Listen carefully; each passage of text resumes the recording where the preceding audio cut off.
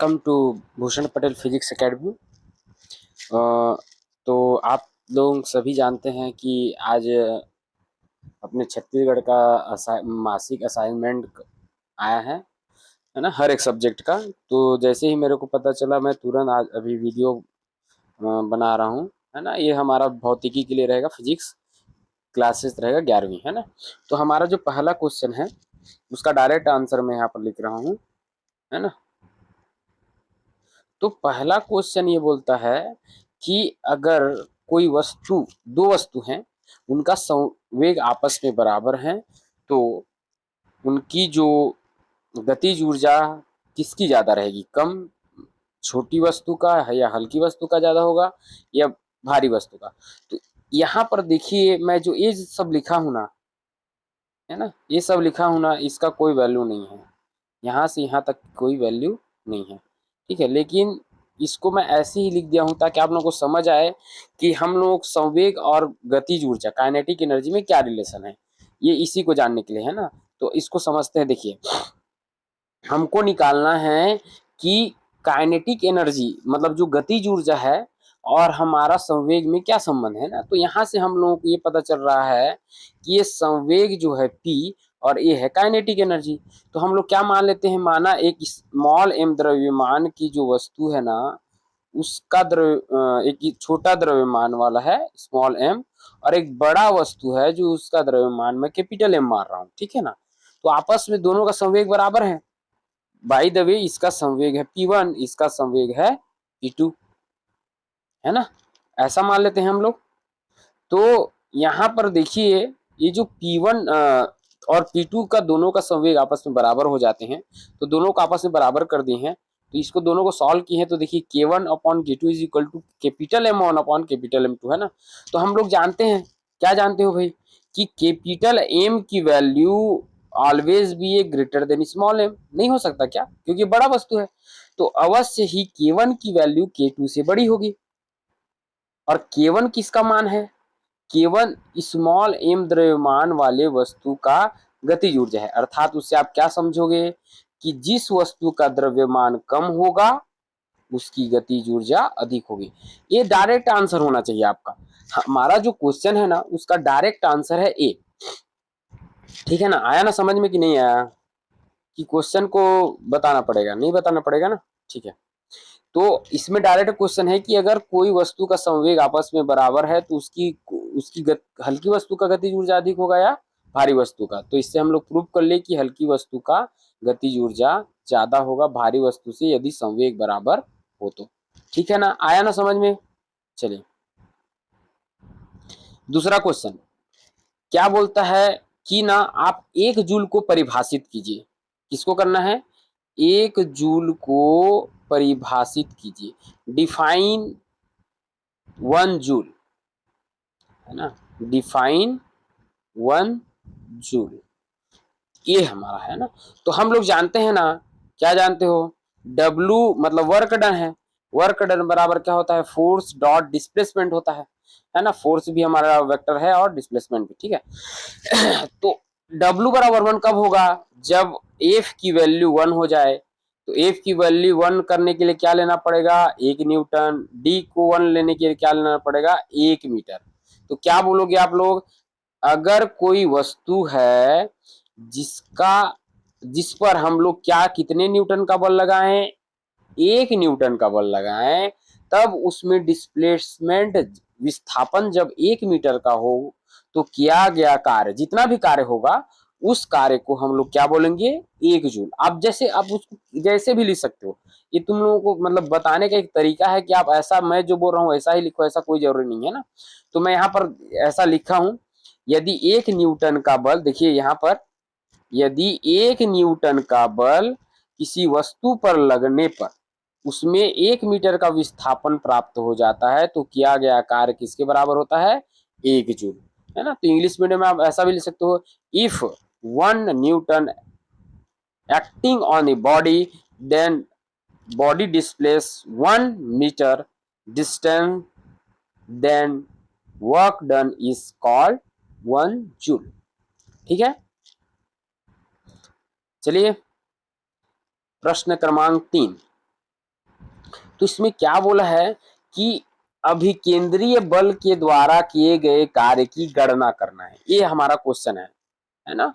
Find out the work done of centripetal force, है ना। तो देखिए एकदम सिंपल शॉर्ट है बच्चों कि ना अभिकेंद्रीय बल तभी होगा, मतलब कोई भी बल अभिकेंद्रीय बल तभी, अच्छा ये बताइए अगर कोई पर्सन जा रहा है घूम रहा है ना, एक पर्सन है जो ऐसे एक पर्सन है ऐसा घूम रहा है ना, एक सरल रेखा में, तो इस पर तो अभिकेंद्रीय बल नहीं लगेगा ना। तो अभिकेंद्रीय बल कब लगता है ना, इसको मैं क्लास में डिस्कस कर लिया था कि अभिकेंद्रीय बल कब लगता है। तो अगर कोई वस्तु वृत्तीय गति करेगा, कैसे वृत्तीय गति करेगा, तब जो एक बल लगेगा ना उसको बोलते हैं अभिकेंद्रीय बल। चलिए जैसे एक मान लो कि बाद एक ऐसा वृत्तीय गति करता हुआ एक बॉडी है, तो देखिए ये वृत्तीय गति करेगा ना, तो यहां पर बल की दिशा क्या है, सेंट्रीपिटल, अभिकेंद्रीय मतलब केंद्र की ओर लगने वाला बल, ठीक है ना। अब देखो अगर बाय द वे आप किसी झूला में ऐसे से घूम रहे हो, ऐसे से घूम रहे हो, अगर कहीं झूला छूट जाए तो ऐसे फेंका, इधर फेंका जाओगे कि नहीं, यहाँ पर छूटेगा तो इधर फेंका जाओगे, यहाँ पर छूटेगा तो इधर, मतलब वस्तु के बाहर जाने का जो डायरेक्शन है ना बच्चों, वो कहाँ होगा, फोर्स की दिशा के जैसे, ये देखो यहाँ पर मैं बनाया हूं यहाँ पर, तो देखो बल की दिशा है अंदर, हमारा बल की दिशा क्या है बच्चों, अंदर है, और हमारा डिस्प्लेसमेंट की दिशा है बाहर। तो एफ और डी के बीच बनने वाला एंगल कितना है बच्चों, 90 डिग्री है, ठीक है ना। तो यहाँ पर हम लोग जानते हैं ना W बराबर एफ डॉट डी, है ना। तो अब चलिए एक मिनट, है ना, W बराबर होता है बच्चों एफ डॉट डी, डॉट का मतलब डॉट प्रोडक्ट है ना, नॉर्मल मल्टीप्लीकेशन नहीं है। तो डॉट प्रोडक्ट का मतलब क्या हो जाएगा, जैसे ए डॉट बी बराबर क्या होता है, ए बी कॉस थीटा, वैसे ही ए डब्ल्यू बराबर क्या हो जाएगा, एफ डी कॉस थीटा। तो यहाँ कॉस थीटा की जगह क्या है बच्चों, 90 डिग्री, तो यहाँ पर सॉरी मैं यहाँ 0 डिग्री लिख दिया हूँ, ये कॉस 90 डिग्री है, और कॉस 90 डिग्री की वैल्यू होती है 0, ठीक है। तो यहाँ पर अगर कोई अभिकेंद्रीय बल के द्वारा किया गया कार्य क्या होगा, शून्य प्राप्त होगा, है ना। तो इंग्लिश मीडियम वाले बच्चे भी ऐसे लिख लोगे, angle between force and displacement in the circular motion become a 90 degree, then the work done formula W is equal to F dot D is equal to W is equal to F dot D is equal to F D cos theta. In here theta is equal to 90 degree, then work done becomes 0 in the centrifugal force, sorry via centripetal force work done become a 0, ऐसा लिखोगे, ठीक है ना। चलिए English medium वाले लिख लेंगे ना। चलिए अगर नहीं लिख पाओगे तो यहाँ पर एक थोड़ा लिख दिया हूँ, देख लीजिएगा, वही मतलब है, स्क्रीनशॉट कर ले। चलिए आगे बढ़ते हैं, थोड़ा सा जल्दी करते हैं नहीं तो वीडियो लंबा हो जाता है। चलिए प्रश्न क्रमांक 4, तो देखिए प्रश्न क्रमांक 4 में एकदम सिंपल शॉर्ट है, कार्य ऊर्जा प्रमेय लिखिए। तो क्या है कार्य ऊर्जा प्रमेय, तो हम तो जानते ही हैं क्या है, अगर बल के द्वारा कार्य होगा तो वो कार्य जो होगा ना वो गतिज ऊर्जा में परिवर्तन के बराबर है। देखो लिख दिया हूँ, कार्य में परिवर्तन गतिज ऊर्जा के, देखो अकॉर्डिंग टू हमारा क्वेश्चन, ये 2 मार्क्स से क्वेश्चन है, तो कार्य ऊर्जा प्रमेय का स्टेटमेंट लिखिए, बोलने से बस इतना लिखना है भैया, आप लोग को ज्यादा नहीं लिखना है, लेकिन आपके नॉलेज के लिए मैं इसको प्रमाण को सिद्ध कर दिया हूं। तो देखो देखो हम लोगों को ना, जैसे हम लोग याद रखने की जरूरत नहीं है, मेरे को क्या क्या करना है, देखो मेरे को वर्क डन निकालना है ना, तो वर्क डन निकालने के लिए क्या करना पड़ता है, फोर्स इंटू डिस्प्लेसमेंट के बारे में जानना पड़ेगा नहीं, और फोर्स लगाना पड़ेगा और डिस्प्लेसमेंट होगा, ऐसा तभी पॉसिबल है। तो हम लोग क्या करेंगे, एक वस्तु लेते हैं, देखो एक वस्तु लेते हैं जिसका द्रव्यमान है स्मॉल एम, ठीक है ना। अब देखो इस पर एक बल लगाएंगे, ठीक है, और इसका प्रारंभिक वेग है u। अब बल लगाने पर इसका वेग बढ़कर भी हो जाता है, ये वस्तु यहाँ पर आ जाता है, और यहाँ से यहाँ तक की दूरी होती है वो d होती है, क्या होती है, d। जैसे यहाँ पर देखो बनाया हूँ तो फिर से क्यों बना रहा हूँ, देखो यहाँ पर ये फोर्स लग रहा है बच्चों किसी बॉडी पर, ये स्मॉल एम द्रव्यमान का कोई बॉडी है ना, और इसका प्रारंभिक वेग है u, यहाँ से यहाँ तक है डिस्प्लेसमेंट d, और हम अगर यहाँ तक आने में इसका वेग क्या हो जाता है v। ठीक है, तो हमको क्या निकालना है, वर्क डन निकालना है ना। तो जैसे हमको निकालना वैसे करते जाओ, ठीक है। तो देखो वर्क डन निकाल लिए तो एफ डॉट डी होता है, ठीक। अब देखो न्यूटन की गति से फोर्स इज इक्वल टू क्या होता है, मास इनटू एक्सेलरेशन होता है। तो देखो यू से भी तक वेग में परिवर्तन हो रहा है, तो एफ की value, F is equal to क्या है, एम ए। इस वैल्यू को आप पुट कर दो इक्वेशन नंबर 1 में। चलो करके देखो, तो W is equal to M A D आया। अब देखो एम ए डी आया है। अब देखो हम लोग, हमारे पास क्या क्या है, प्रारंभिक स्थिति है, अंतिम स्थिति है, त्वरण है। ऐसा कौन से समीकरण है न्यूटन के, न्यूटन की गति का तीसरा समीकरण में प्रारंभिक स्थिति, अंतिम स्थिति और त्वरण और विस्थापन भी आता है। तो ऐसा ऐसा में, और आपको बताऊं, आप न्यूटन की गति के द्वितीय नियम से भी सॉल्व करोगे तो ये आंसर आता है, करके देखना, मैं किया हूं, ठीक है। तो इसको सॉल्व करोगे बच्चों, v equal to u square plus 2s, तो v की जगह v स्क्वायर, u की जगह u स्क्वायर, 2a s की जगह हम लोग डिस्प्लेसमेंट को d लिए हैं।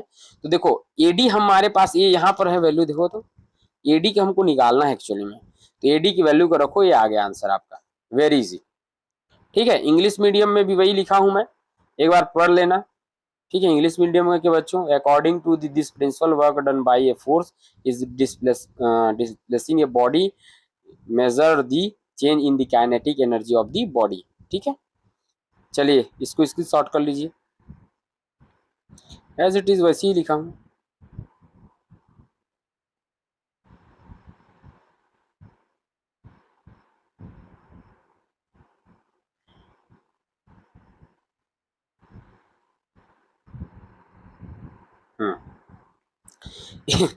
एक फनी क्वेश्चन आया था कि गाड़ियों, ये जो मडगार है वो गाड़ियों में क्यों लगाया जाता है ना। तो ये सिंपल सी है बात है बच्चों की, अगर मडगार लगाने के एक ही रीजन है, जो धूल धक्कड़ कीचड़ विचड़ जितने भी आते हैं उससे हम लोग बच सकें। और बचने का रीजन क्या है जान रहे हो, जैसे कोई टायर है ना, जैसे चलो गाड़ी बनाते हैं, ये टायर है हमारा गाड़ी का, जैसे मैं बाइक का एग्जांपल ले रहा हूँ, ठीक है, या तो साइकिल का एग्जांपल ले रहा हूँ, जैसे मान के चलो ऐसा, ये है मडगार, ये है मडगार। ऐसा क्यों लगाया जाता है, जैसे इसमें आया धूल के कण, धूल के कण इसमें चिपक गए, ठीक है ना, लेकिन धूल के कण को घूमने के लिए आवश्यक अभिकेंद्रीय बल चाहिए। तो जिसको जितना अभिकेंद्रीय बल नहीं मिल पाता वो गिर जाता है।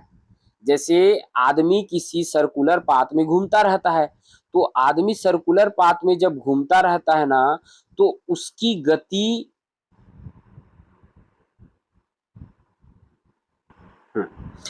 आदमी जब सर्कुलर पाथ में घूमता है ना, तो सर्कुलर पाथ में घूमने के लिए जब तक उसको आवश्यक अभिकेंद्रीय बल नहीं मिल पाता तब तक वो गति नहीं कर पाता, और जब उसको आवश्यक अभिकेंद्रीय बल मिलता है तभी वो गति करता है।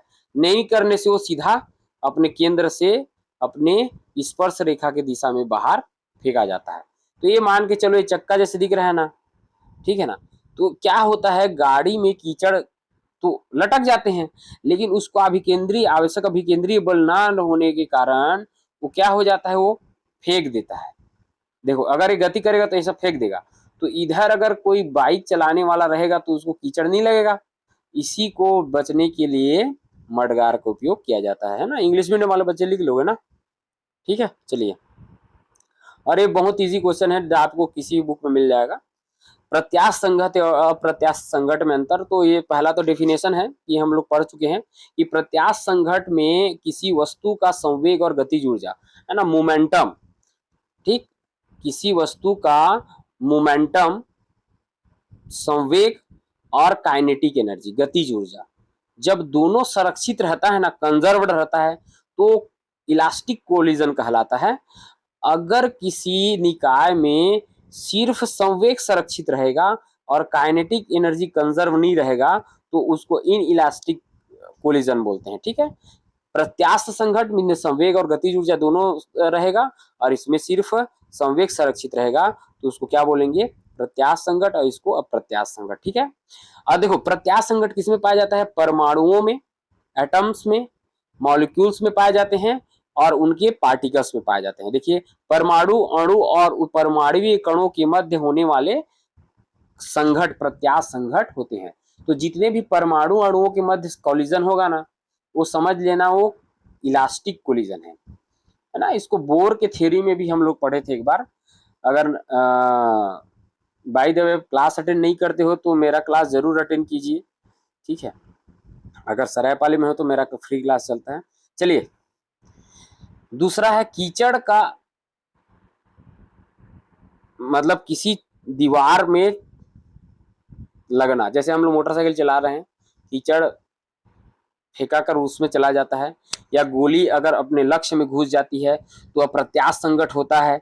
ये एग्जाम्पल है, बहुत अच्छा एग्जाम्पल है ना। और कैसे होता है बोल के हम लोग जब पूरा इसके बारे में डिस्कस करेंगे ना क्लास में तो और अच्छे से मैं बताऊंगा, है ना। जैसे अगर गोली घुस जाता है ना अपने लक्ष्य में, तो देखो वहां पर संवेग तो संरक्षित होता है, लेकिन काइनेटिक एनर्जी कंजर्व नहीं हो पाता, ठीक है। चलिए, इसको और एकदम अच्छे से बताऊंगा अभी, है ना। चलिए, नेक्स्ट वन, प्रश्नोत्तर क्रमांक 7, प्रश्न 7 का उत्तर है ना। चलिए, द्रव्यमान केंद्र क्या है? किसी निकाय का द्रव्यमान केंद्र वह बिंदु है जिसमें उस द्रव्य उसके समस्त द्रव्यमान को केंद्रित मान सकते हैं। जैसे एक एग्जांपल बताता हूँ, जैसे एक बॉडी है, ठीक। तो इस बॉडी में मैं इस बिंदु को उसका क्या मान रहा हूँ? द्रव्यमान केंद्र। मतलब अगर इस बॉडी में मेरे एक उंगली को ऐसे करके रखूंगा तो बॉडी क्या हो जाना चाहिए? ऐसे लटकना रहना चाहिए, बैलेंस कंडीशन में होना चाहिए। वही है सबसे बेस्ट तरीका किसी भी वस्तु का द्रव्यमान केंद्र निकालने का। नहीं समझ आया? जैसे आपको किसी बुक का द्रव्यमान केंद्र निकालना है तो उस बुक को एक उंगली में ऐसे बैलेंस करके रखो कि वो आपकी उंगली से नहीं गिरना चाहिए। तो जो पॉइंट है ना वही उसका द्रव्यमान केंद्र है। तो द्विकर्ण निकाय के लिए द्रव्यमान केंद्र, तो देखो एकदम इजी है इसका डेरिवेशन। तो अगर मेरे पास दो कण है, देखो यहाँ पर मैं डायग्राम में बता दिया हूँ, इसी कारण मैं फिर से नहीं बता रहा हूँ। जैसे मेरे पास दो कण है बच्चों, स्मॉल m1 द्रव्यमान का एक कण है, स्मॉल m2 द्रव्यमान का कण है, ठीक है। जिसका मध्य बिंदु ये जो O है ना, उससे इसकी स्थिति है r1 और इसकी स्थिति है r2। अब ये स्थिति क्या है? पोजीशन वेक्टर है, स्थिति सदिश है, ठीक है ना। अब क्या कर रहे हैं, इसका x एक्सिस से पोजीशन है x1 y1 और इसका x और y एक्सिस से है x2 y2, ठीक। इतना तो जान गए ना। चलिए, तो अब क्या करते हैं, m1 और m2 द्रव्यमान के दो द्विकर्ण निकाय हैं जो जिनका द्रव्यमान m1 और m2 है ना। और इसका मूल बिंदु O से, कौन सा मूल बिंदु? O से इसकी स्थिति सदिश है क्रमशः x1 y1 और इसकी है x2 y2। अब देखिए, अगर बाय द वे मैं ऐसा मानता हूं कि ये जो बिंदु C है ना, यहाँ पर ये जो बिंदु C है ना, इसको मैं क्या मान रहा हूं? द्रव्यमान केंद्र। ऐसा नहीं है कि आप बीचों बीच ही मानो, ये जो द्रव्यमान केंद्र है इसको भी सी मान सकते हो, आपकी मर्जी भाई। ये इसको भी सी मान सकते हो, आपकी मर्जी है। वो तो हम प्रूफ करना है ना कौन सा सी होगा कि नहीं, वो तो बाद में पता चलेगा, है ना। बात को समझ रहे हो ना, किसी चीज को याद रखने की जरूरत नहीं है। तो देखिए, अगर सी हमारा क्या है? द्रव्यमान केंद्र है, तो सी के निर्देशांक को कैसे डिनोट करेंगे? एक्स वाई है बाई द वे। जैसे ए के निर्देशांक x1 y1 है ना, बी के निर्देशांक x2 y2 है ना, वैसे सी के निर्देशांक क्या है? X Y. तो एक्स को कैसे डिनोट करेंगे? देखो, एक्स को कैसे डिनोट करेंगे? इसका द्रव्यमान और इसकी स्थिति, फिर इसका द्रव्यमान और इसकी स्थिति, ठीक है ना। समझ रहे हो ना बात को? तो x इज इक्वल टू क्या हो जाएगा? m1 x1 plus m2 x2 upon m1 plus m2। वैसे ही y का क्या हो जाएगा? m1 y1 plus m2 y2 upon m1 plus m2। यदि द्रव्यमान केंद्र की स्थिति सदिश कैपिटल आर हो, है ना, यदि द्रव्यमान केंद्र की स्थिति सदिश कैपिटल आर हो, ऐसा मैं एज्यूम कर रहा हूं भाई, आप और किसी चीज को मान सकते हो, है ना। तो अगर स्थिति सदिश ऐसा है तो देखो, अगर ये है ना, ठीक है, एक मिनट रुको।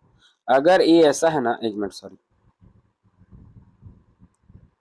ये देखिए, यहां से यहाँ की स्थिति सदिश है कैपिटल एक्स, यहाँ है R1 और R2 और इसको मार रहा हूं एक्स वाई।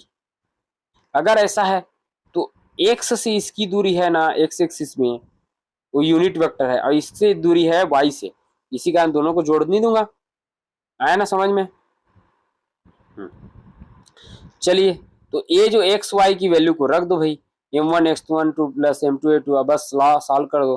तो देखो x1i प्लस y1j, जैसे xi प्लस yj को r माना था ना, वैसे ही r1 इज इक्वल टू क्या हो जाएगा, x1i प्लस yj नहीं हो जाएगा। तो इसके जगह वैल्यू क्या हो जाएगा, r1, और इसके जगह वैल्यू हो जाएगा r2। तो बस दोनों को वैल्यू को रख दिया हूँ, आ गया हमारे पास द्रव्यमान केंद्र, है ना। इंग्लिश मीडियम के बच्चों, ये मैं यहाँ पर इंग्लिश मीडियम वही चीज को समझाऊंगा, बार बार समझाने की जरूरत नहीं है। थोड़ा सा दूसरा तरीके से बनाया हूँ मैं, एक बार ट्राई कर रहा था बनेगा कि नहीं बोल के, बन गया। मतलब कहने का मतलब आप हर मेथड से बना सकते हो। वेलोसिटी के टर्म्स में इसको बनाया हूँ, ठीक है, उसको डायरेक्ट बनाया था, दोनों में आएगा आंसर, है ना।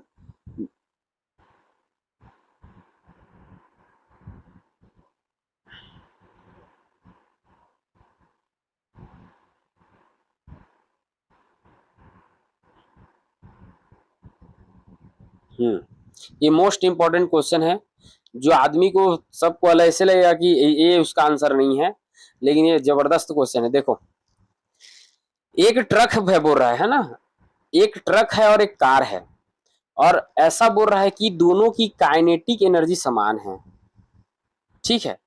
तो अगर वो कुछ समय के पश्चात दोनों का इंजन को बंद कर देते हैं, ठीक है, चल रहा है और दोनों की इंजन को बंद कर देते हैं, तो कौन ज्यादा दूरी तय करेगा और क्यों।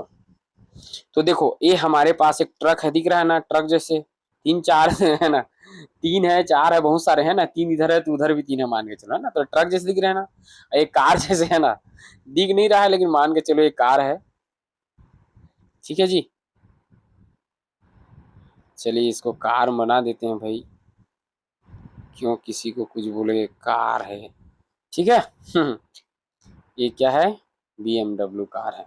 तो कार का है द्रव्यमान स्मॉल एम मान लेता हूँ, ट्रक बड़ा है तो कैपिटल एम, इसकी वेलोसिटी को स्मॉल भी और इसकी वेलोसिटी को कैपिटल भी मान ले रहा हूँ, ठीक है। तो क्या कर रहा हूँ कि हम लोग जानते हैं कि दोनों की काइनेटिक एनर्जी इक्वल है ना, तो ये देखो आपस में इक्वल कर दिया हूँ, कुछ नहीं, आ गया ना समझ में। लेकिन देखो हम लोग जानते हैं कि कार्य ऊर्जा प्रमेय से, है ना, तो W बराबर हाफ mv² होगा, नहीं होगा जी, काइनेटिक एनर्जी, यही काइनेटिक कार्य, यही तो ऊर्जा में कन्वर्ट हो जाती है।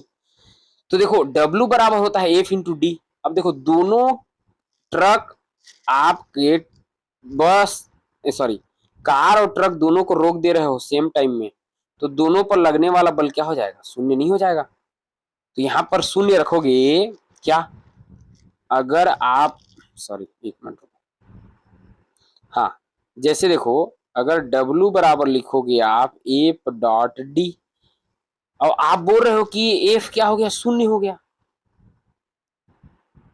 है ना। जब बल शून्य हो जाएगा तो कार्य क्या होगा, शून्य, और जब कार्य शून्य होगा तो काइनेटिक एनर्जी क्या हो जाएगी, शून्य।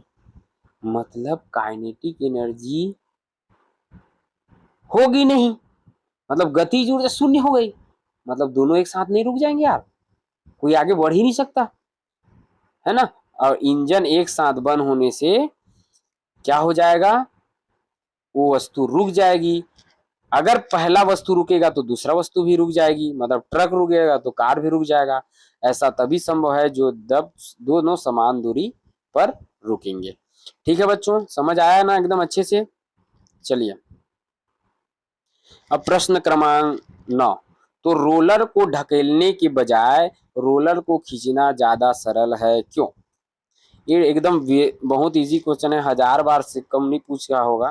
तो ये देखो रोलर दिख रहा है ना, ये रोलर जैसे दिख रहा है ना आप लोगों को, रोलर को मैं ढकेल रहा हूँ, मतलब इधर फोर्स लगा रहा हूँ ना, तो फोर्स लगा रहा हूँ तो फोर्स के दो कंटेंट मिलेंगे, एफ कॉस थीटा दिख रहा है यहाँ पर, और नीचे की ओर लगेगा एफ साइन थीटा, ठीक है ना बच्चों, आ गया समझ में, दिख रहा है ना ये देखो। तो एफ कॉस थीटा देखो उसको आगे बढ़ाएगा कि नहीं, इसको आगे बढ़ाएगा कि नहीं बताओ, और ये जो एफ साइन थीटा है आपके वजन को ज्यादा नहीं कर देगा यार, तो ये तो अच्छा बात नहीं है। अगर किसी चीज को आप ढकेल रहे हो और उसका वजन क्या हो जा रहा है, ज्यादा हो जा रहा है, तो रोलर को ढकेलने में ज्यादा दिक्कत हो रहा है होगा फिर, है ना, समझ रहे हो ना बात को। चलिए अब खींच के देखते हैं भाई, चलो रोलर को खींच के देखते हैं। चलो भैया यहाँ पर देखो रोलर को खींचा जा रहा है किसी व्यक्ति के द्वारा, तो एक बल लगेगा इधर, है ना, एक बल किधर लगेगा, इधर, तो इधर बल लग गया। ठीक, अब देखो अगर बल इधर लग रहा है तो इसके साथ थीटा एंगल बनाएगा, तो एफ कॉस थीटा इधर बनाएगा और एफ साइन थीटा उधर ऊपर की ओर बनाएगा। तो ये जो परपेंडिकुलर बनाएगा एफ साइन थीटा, जो ऊपर मतलब आप ऊपर खींचेगा, जिससे आपको हल्का फील होगा कि नहीं, मतलब किसको फील होगा हल्का, रोलर को। तो ये रोलर को हल्का कर देगा, तो इसमें हमको फायदा है। इसी कारण रोलर को खींचने में ज्यादा फायदा है उसको ढकेलने के बजाय। इसको बाकी लिखा हूं, देख लेना। ठीक है, चलिए प्रश्न क्रमांक 10। तो इसमें ये पूछा है बच्चों कि अगर नेट फोर्स को दुगुना कर दिया जाए तो उसके त्वरण में क्या प्रभाव पड़ेगा। तो देखो नेट फोर्स का दो कंडीशन होगा, है ना। तो अगर नेट फोर्स शून्य हो जाएगा ना, भाई नेट फोर्स शून्य होता है ना किसी बॉडी में, तो नेट फोर्स शून्य होगा तो त्वरण नेट फोर्स को बढ़ाने से तो भी शून्य होगा।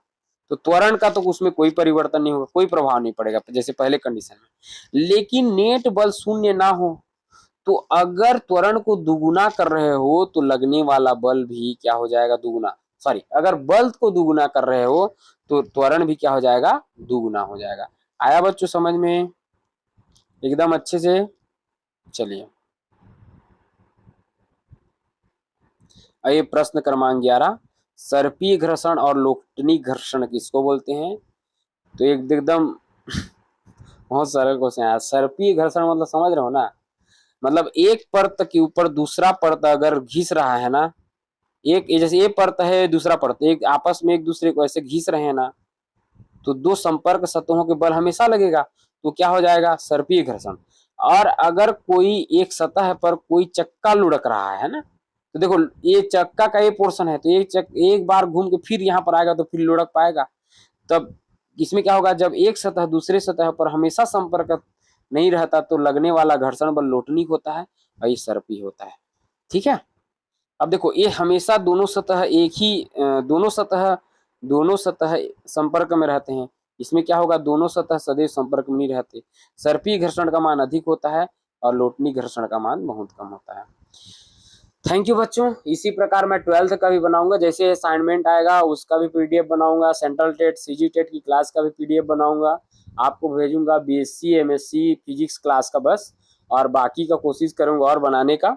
और जैसे ही ये मेरा 1K सब्सक्राइबर हो जाते हैं ये वीडियो लाइव कर दिया जाएगा। ठीक है, थैंक यू बच्चों।